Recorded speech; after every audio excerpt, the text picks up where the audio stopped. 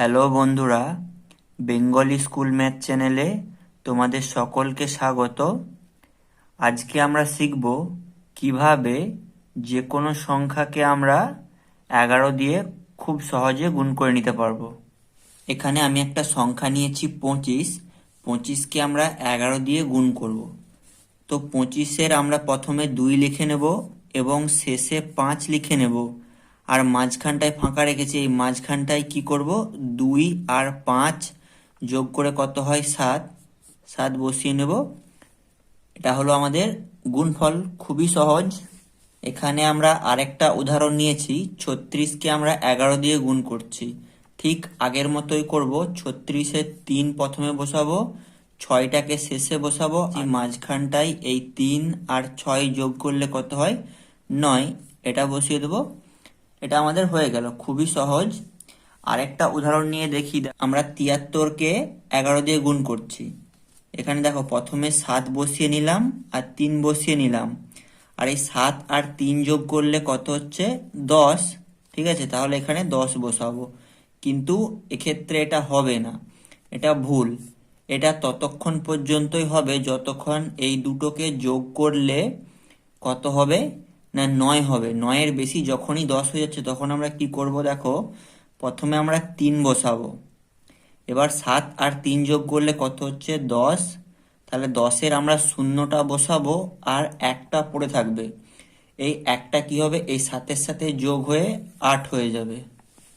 আর একটা উদাহরণ নিয়েছি, দেখো, এখানে 97কে 11 দিয়ে গুণ করছি।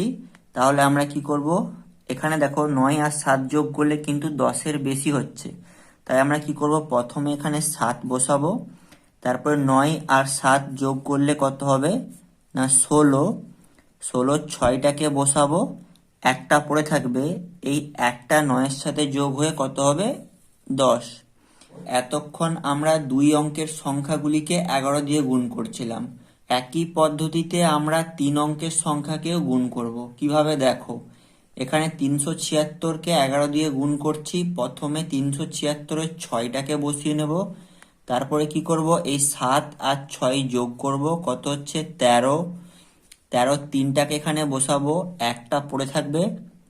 আবার এখানে 3 আর 7 যোগ করব, 7 আর 3 যোগ করলে কত হয় 10।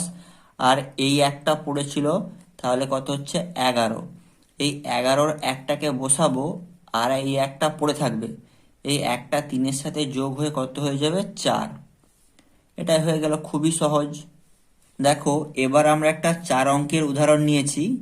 এখানে প্রথমে 7 বসিয়ে নেব, 9 আর 7 যোগ করব 16।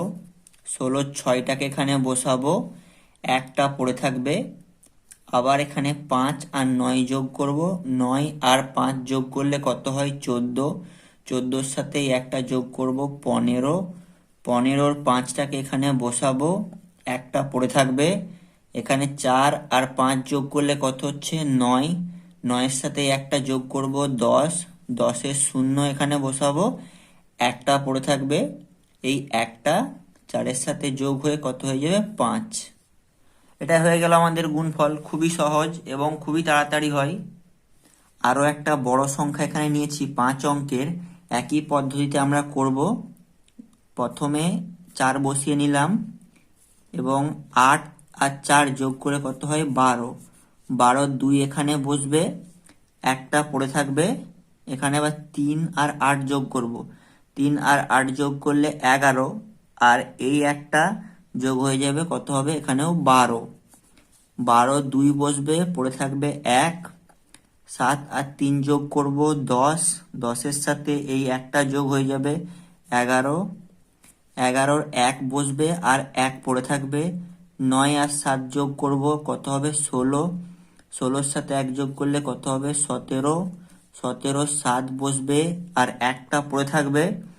এই একটা 9-এর সাথে যোগ হয়ে 10 হয়ে যাবে। এই 10টাকে আমরা বসিয়ে দেবো। এই হলো আমাদের 5 অঙ্কের সংখ্যাকে 11 দিয়ে গুণ। ঠিক আছে, এটা খুবই দ্রুত হয়। এই পদ্ধতিটা শিখে নিলে তোমরা যে কোনো গুণ 11 দিয়ে খুব তাড়াতাড়ি করতে পারবে। ভিডিওটি দেখার জন্য সকলকে ধন্যবাদ। ভালো লাগলে লাইক করো, চ্যানেলটিকে সাবস্ক্রাইব করো এবং ভিডিওটিকে বন্ধুদের সাথে শেয়ার করো।